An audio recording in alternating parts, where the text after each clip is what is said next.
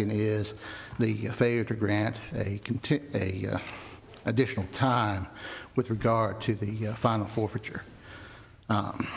In essence, Your Honor, the motion to recuse in this matter, the appellant's position was that it was properly filed, that it was supported by an affidavit, even though that affidavit was late filed. And the basis of that was the matter of State versus Kennan, a case that the trial judge had heard prior to, or pretty much immediately prior to, the matter of Jose Loredo.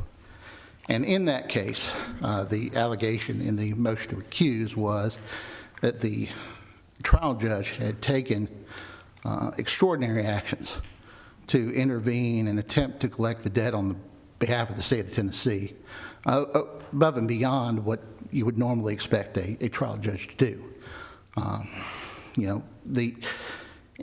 In Tennessee, the state of Tennessee is represented by the district attorney. Even in a matter of a bail bond, even though it's a civil matter, they're still representing the state of Tennessee.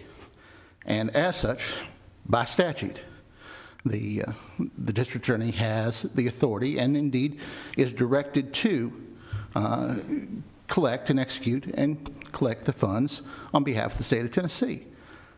In this instance, in the matter of State versus Kennan, the trial judge had directed that a letter be sent 10 days prior to the expiration of the 180 days that's provided by statute, requesting that the surety pay that amount, evidencing that in that matter that the judge had already made up their mind that the surety was responsible. Now, at the hearing in September, the judge had denied taking any action and had a hearing on the motion to recuse, which in and of itself is not quite proper. The judge is directed under Supreme Court Rule 10 to take the matter, address the matter in a written order, and either recuse themselves or state specific grounds why they should not be recused. In this instance, he had a hearing, preliminary hearing, prior to the actual final forfeiture hearing. And under those circumstances, Your Honor, I would suggest that the judge had stated that he had not taken the action of consulting with the clerk and attempting to collect this matter on behalf of the state of Tennessee. Now, the unfortunate thing was that at the motion to set aside that was heard later in November of 2022, the judge then quoted verbatim the letter that had been sent in the State versus Kennan matter. Now, again, we're here on State versus Jose Loredo. We're not here on State versus Kennan. We are here to address the issues that occurred there. And again, the issue is, was it proper for the judge to have entered an order of final forfeiture prior to the entry of an order addressing the motion to recuse? Can we talk about the motion to recuse? And the state raises the issue whether it was in proper form, the affidavit and other requirements of the rule. Do you have a response to that? Yes, I do. And the issue that the state raises is one of waiver. That by not bringing it in the proper form, essentially what the surety has done is waived any reliance on the motion. Waiver is a two-edged sword. In essence, it does not see one party or the other. It simply is a concept in the law. And in this instance, when the judge denied the motion to recuse, the judge did so without addressing the form of the motion. He didn't say that this is denied because it was brought in an improper form. And again, the order was drafted by the state. It wasn't drafted by the judge. And that in and of itself is a troubling aspect of this. In essence, what you have is a situation where The judge is asked to recuse himself because he has evidenced bias in favor of one party. And the order denying that motion to recuse is drafted by that party. Now, again, if the issue that the judge wished to rely on at that point in time was that the form was improper, that the motion did not meet the mark, then the appropriate time to have done that would have been at the motion or at the order denying the motion to recuse. Well, so you're arguing that because the state is the one that drafted the order, that bolsters your claim of a bias towards the state? Well, the rule itself indicates that the court is supposed to draft the order, that the court shall draft an order, a written order, setting forth grounds upon which the motion should be denied. But, I mean, that happens all the time. The trial judge directs the party to draft the order. In terms of the normal course of business, yes, that's correct. And the rule doesn't say that the trial court can't have someone else draft it. It just says it has to enter an order. No, it says that the court shall draft an order. Okay. In large part because we are attempting to address this without an appearance of bias and impropriety, that the court is the one that's going to have to address the issues. Now, again, the order itself doesn't set forth any grounds as to why the motion was denied. It just says it's denied. It doesn't set forth any factual statements or legal statements. And again, I don't wish to dwell too much on that motion to recuse because, again, the substantive issue here and the second issue is the request by the surety for an extension of time. And the request was based upon 4011-201C. And that request for an extension of time, the very last sentence of 4011-201C, and if you'll pardon me for just a moment.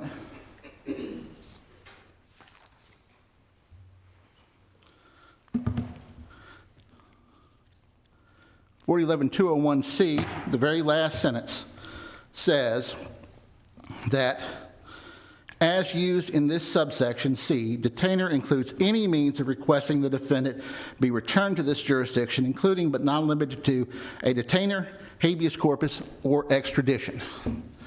And what 4011-201C in essence says is that while this is ongoing, that the court should not, cannot enter a final forfeit judgment.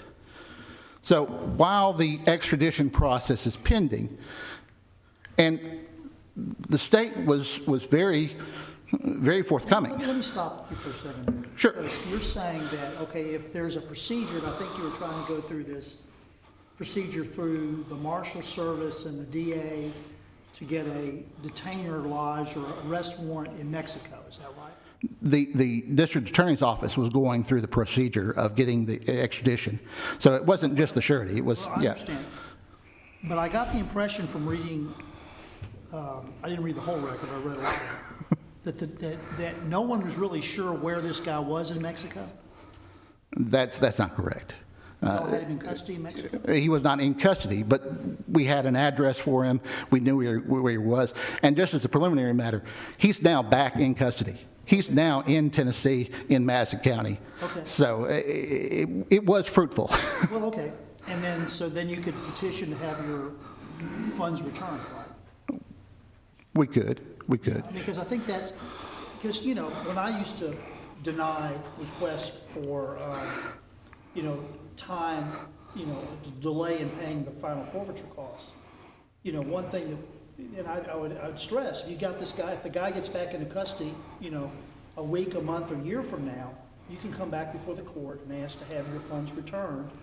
And the court then can look and see, based on what you did, how much of those funds to return. But you could ask to have it returned, the court could return it to you. So it's not permanently lost unless the guy just never shows back up. Well, but again, part of this is the difference between the standard under 4011-139 and 4011-204, because 4011-204, which is the refund statute, is a discretionary statute. It says that it's up to the court to determine the nature of the refund and how much. In this instance, based upon the language of 4011-201, while the case law that with regard to denials of time or denials of full exculpation on a part of the surety are cases where the surety comes in and says, such as the most recent, the Debo bonding case, the State v. Lara case, where the argument is that the surety requested that the defendant be placed on NCIC, and that didn't happen.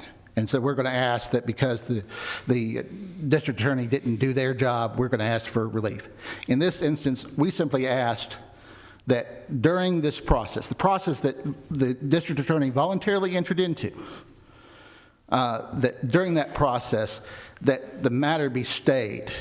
And that's what the legislature indicated they wanted to have happen, that while this procedure was ongoing, that it be stayed until the person is either brought back into custody or they can't be brought. Because again, if for some reason extradition fails, and through no fault of anybody's, then at that point in time, the district attorney can come back to the court and say, Your Honor, we attempted to extradite the defendant from Mexico.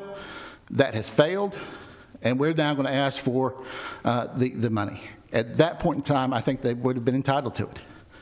But while it was ongoing, and General Floyd in the district attorney's office indicated that he knew that this was a process that would take more than 180 days, that it was something that was not going to be handled in a timely fashion during the 6 months that's provided by law.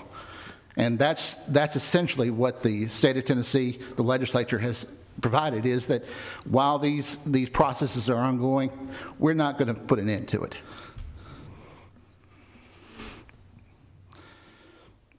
Any other questions?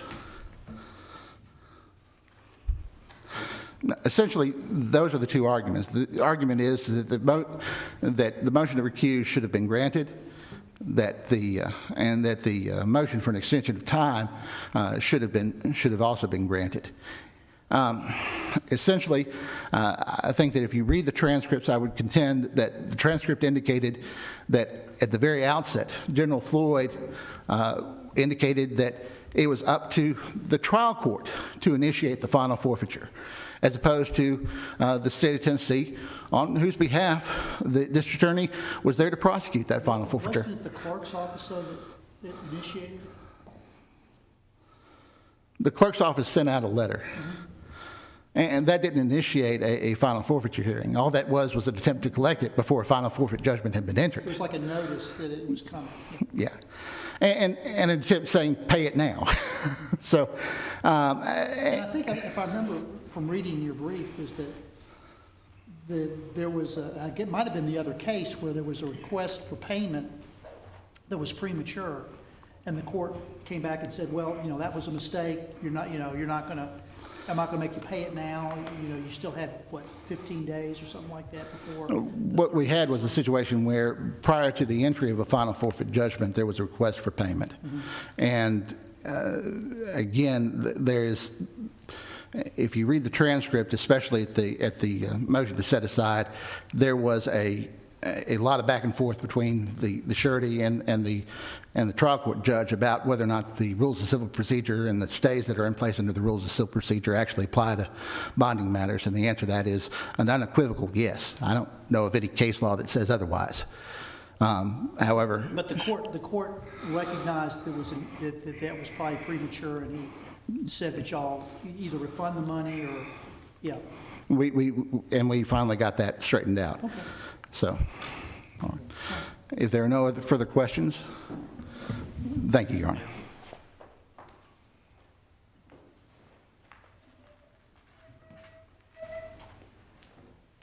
May it please the court, Brent Cherry for the state.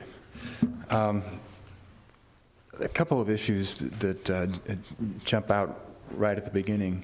First of all, with the motion to recuse, as I pointed out in my brief, it's interesting that, you know, the procedure of this is kind of a big deal for the surety, except when we look at the failure of the motion to recuse to meet the requirements of the statute. So right off the bat, we've got that problem, which the surety kind of wants to avoid and look the other direction and still rely on it. The trial court didn't deny the motion based on that. You're right. They didn't, Your Honor. It still is a problem. But even if we get past that and we just look at the basis for the recusal, the surety first says, well, in this other case, and if there was a problem in the McKinnon case, that should have been brought up in the McKinnon case. But let's just lay that aside for a moment. Okay, so the judge recognized that there was a problem making a demand for payment of the forfeit amount before it should have been made. They were a few days behind. But the surety fails to show any bias here because, quite simply, you look at the transcript and you find the judge recognizing, hey, wait a minute, yeah, you had 30 days. This was premature. This is wrong. Tell you what, let's go back and fix this. I'll order your money to be refunded, and then we'll start over again, and we'll get this fixed. So how does that show any bias? First of all, it was in a different case where it wasn't brought up, and then they bring it up in this case, and the judge is immediately recognizing there was a mistake made and saying, let's fix this. Let's make it right. That is not a demonstration of bias. It simply is not. And if you want to take another step, let's look at the process that happened in this case. This defendant came to court. The judge granted a bond, $150,000. 6 months later, he's supposed to come back. He doesn't come back. And so the court follows the procedure. They issue the seri facias. They send out the notice. 180 days pass. Nobody there, and another 30 days, and that's when the payment is supposed to be made. The court considers the claim that the surety makes about, well, how about I get a little more time, or, you know, I've got these other issues, or what about this issue that I raised about the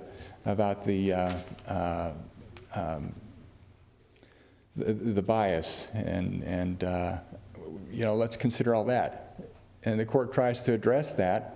And the surety keeps kind of moving the goalpost down the field, saying, well, you know, you can't really do this until I have time, or until you've answered my claim about bias, or, well, wait a minute, after this is entered, then I've got another 30 days to get this going. Oh no, wait a minute, now I'm filing a notice of appeal so that we can't get this paid until the appeal is resolved. Let me stop you for a second on the recusal motion. Now, the Rule 10b says that if a motion is filed for recusal, the court has to immediately address it. If they grant the motion, there's no written requirement to explain reasons. You just say, I'm recused. But if you deny it, you're supposed to enter an order setting out why you've denied it. And then everything is held in abeyance, assuming there's an appeal. I forget what the time period is, 14 days or whatever it is, that has to be appealed within that time, or it's over. And you know, you were indicating that it was not in proper form, so it should have been dismissed, but that's not why the judge did it. But how do we get around the rule that says the judge should have addressed it promptly, entered an order, spelling out the reasons, and then basically holding off for at least 14 days to see whether there's an appeal? Well, first of all, Your Honor, the surety cites the Doherty case, which is really not even close to what we have in this case. It involved some texting that was going on during an issue between a husband and a wife about their children, where they're going to school, and a number of different issues. But this is a case where the sole basis for the bias or the claim of bias had to do with what happened in the McKinnon case. Okay, so you're saying it was filed in the wrong case? Well, that's the first problem with it, yes, Your Honor. But even if they want to take this, because it involved the same surety, and move it over and talk about it in this case, even so, the judge resolved it by simply pointing out, wait a minute, I didn't require that payment. If there was a mistake, this was a clerical error by the court clerk. Yeah, I understand. And listen, you know, as a trial judge, I used to get recusal, crazy recusal motions. But you still had to enter an order saying, you know, there's no basis for this, and explain those reasons.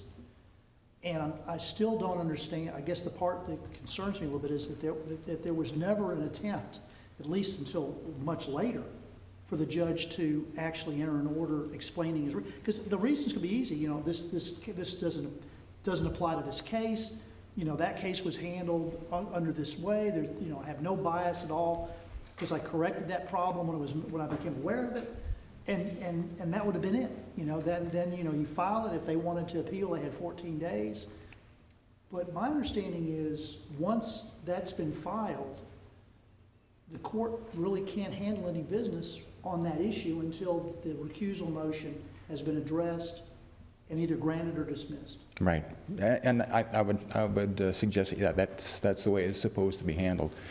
And in this case, I think the trial court didn't precisely follow all the procedures that they should. I mean, I'll just agree with that. But the court tried to do the best that he thought that he could under these circumstances. During the hearing, he stated, you know, the reasons why he wasn't going to recuse himself. He laid it out very clearly, no question about what his position was, and why the court felt that he should not have to recuse himself. And then nothing happens for a while until more time passes, and then the surety brings up, hey, wait a minute, you got to do a written order.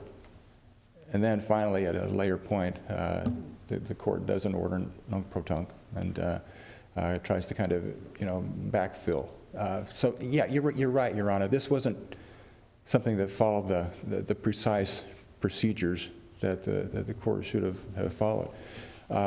As we have it up on appeal now, and we've got the whole issue before us, I don't think the money has been paid yet, because everything is still waiting for all the different processes and procedures to go through. So here we are on appeal, and now we look at, was there a basis for this motion to recuse? And quite simply, there's not. Again, looking at the McKinnon case, that doesn't show any bias. The fact that the trial court or the, I hesitate to call them the trial court because this is a surety issue, but in dealing with this, the court is not, he's asking the state to prepare the order. Is that a demonstration of bias? It's not. It just isn't. Now, whether it's required by the statute that the court draft the order himself, I haven't seen that, and maybe that's something that's just not in the paperwork and the briefs. It's not required by the rule. Yeah, and I would be surprised if it were, but that's not something that shows bias. And the fact that the court required the bond to be forfeited, I mean, that's just a simple matter of looking at the statute. When we look at 4011-139, this is laid out pretty clearly. I don't see anything in there that requires the state to raise this. It says, if the defendant whose release is secured does not comply with the conditions of bail, the court having jurisdiction shall enter an order declaring the bail to be forfeited. Now, one of the issues we ran into here was with the notice that was sent out. Notice of the order of forfeiture shall be immediately sent by regular mail by the clerk to the court of the defendant, to the defendant at the defendant's last known address. And in laying out some of the time parameters, the court recognized, hey, we made a mistake and wanted to fix it. So we still don't have any showing of bias. The defendant's surety will be served with seri facias upon the forfeiture entered, and the caput shall be issued for the defendant. That was all done When the defendant who failed to appear pursuant to conditions of a bail bond is arrested on a capious the surety on the defendant's forfeited bond is released. After the expiration of 180 days from the date the surety is served with the seri facias or seri facias is returned to the clerk unserved and are delivered, the court may enter judgment for the state against the defendant and the defendant's sureties for the amount of the bail and cost of the proceedings. This is laid out very clearly. This is something that's under the authority of the court. And then the last subparagraph C, no execution shall issue upon a final forfeit, nor shall proceedings be taken for its enforcement until the expiration of 30 days after its entry. So the judge was trying to follow this as best he could. Now, was there a mistake in the clerk's office? Yeah, there was. But the court made every effort, bending over backwards, saying, hey, let's fix this. I'll give you your money back, and we can go back and do this over again. No showing of bias. So the first issue about recusal, did the court properly decline this invitation to recuse himself? Yeah. And that's laid out. It's pretty clear there isn't a showing of bias. Let me ask you this, as far as the denial of the extension, does the statute give the bonding company an out when there's some kind of extradition process going? Well, that's an interesting question, Your Honor, because when the sureties talked about the detainer issue. But when we're talking about a detainer issue, we're talking about somebody typically we're talking about somebody who's in custody somewhere, and we're trying to get him and bring him up here. And we don't have that showing here. We don't have a showing that he was in custody. He's in Mexico someplace. We've got the marshals working with the Mexican marshals, and they're trying to find him. They're trying to figure out how to get him back. I've got guys waiting at the border, but I can't pick him up because there are issues with his citizenship being dual Mexican, U.S., and we don't have a detainer issue yet because he's not in custody. He's still in the breeze out there. Now, as of today, indication is, and this isn't in the record before us now, but it looks like he's in custody and back in the States. So this should be an easy fix to send it back to the trial court, and everybody figures out what does the surety owe, and get this guy back on his way to well, I won't say on his way to prison, but on his way through the justice system. So, but for purposes of what we're doing today, is the defendant or the surety entitled to relief? Certainly not on the recusal issue. And as far as talking about what the responsibility is of the court when we're dealing with issues of forfeiture, the court followed the rules.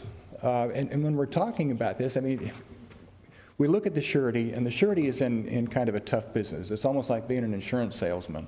You know, you're taking payment to take responsibility for something that might happen. If I'm a life insurance salesman, I'm selling a policy.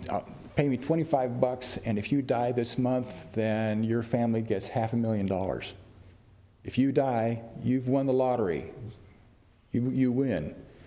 But if you die, I lose. I get my $25, but I have to pay out this $500,000. Similarly, when we're talking about the surety, they're taking a gamble. They're thinking, okay, this guy is going to stick around for his court date. So you pay me a certain amount, I'm going to put out this bond amount, and as long as you show up, then I just take my fee. But if you don't show up, then I'm on the hook for this bond amount. And it's just the way that the system works. It's the process. Is the judge required to bend over backwards and give you a little more time, give you a little more time, give you a little more time? Hope you can catch this guy, give you a little more time? No. The statute lays it out, 180 days, and then 30 days after the forfeiture is ordered, pay up. That's the way it's set up. And by the way, if you get your guy and you bring him back to court, let's sit down and we'll talk about it. The surety's responsible for the fees and the expenses of getting this guy back. But otherwise, you know, why shouldn't the court give you $125,000 of your $150,000 back if that's the way the numbers work out? So the judge didn't do anything wrong here. He might have done a better job of putting his order together, but the surety is not entitled to relief. And unless the court has other questions. Thank you. You have your rebuttal time.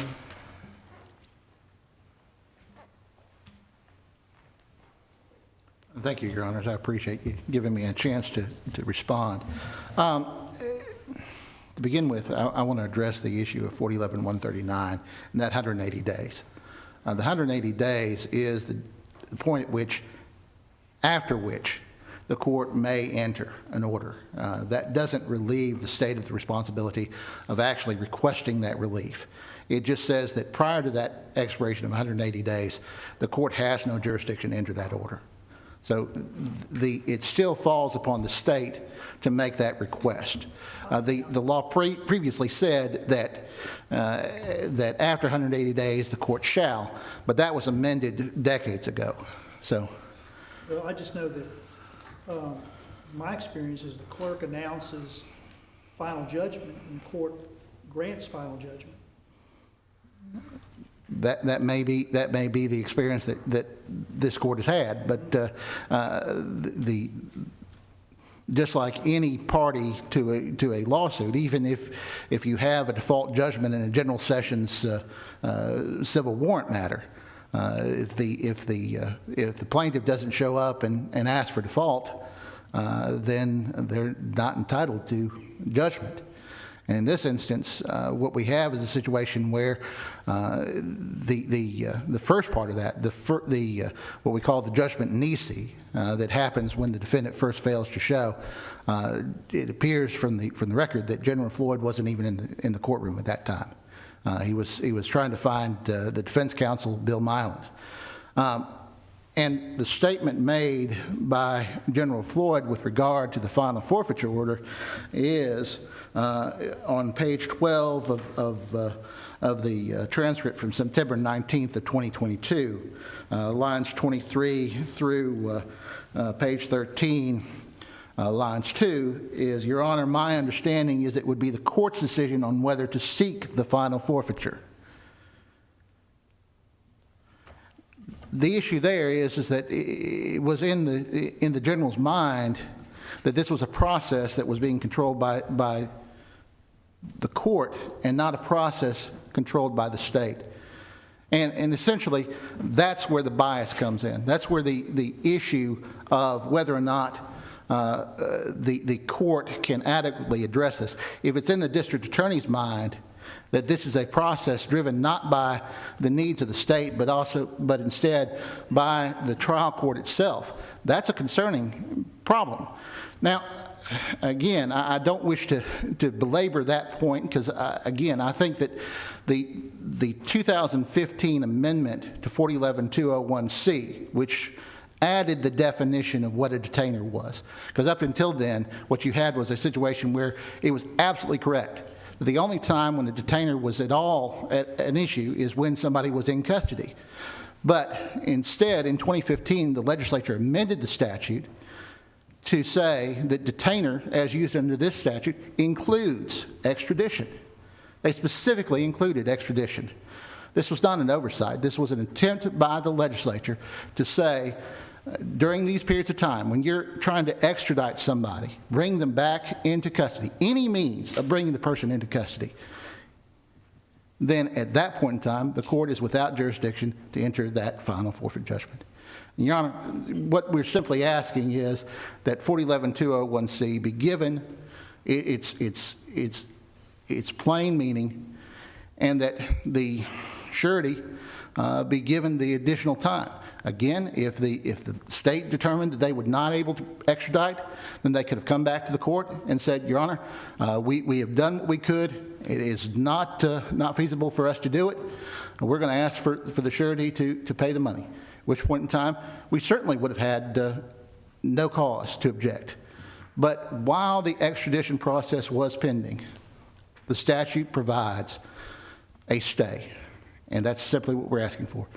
Thank you very much for your time. I appreciate the attention and the questions that this court had. Are there any other issues that I can address for this court? Thank you.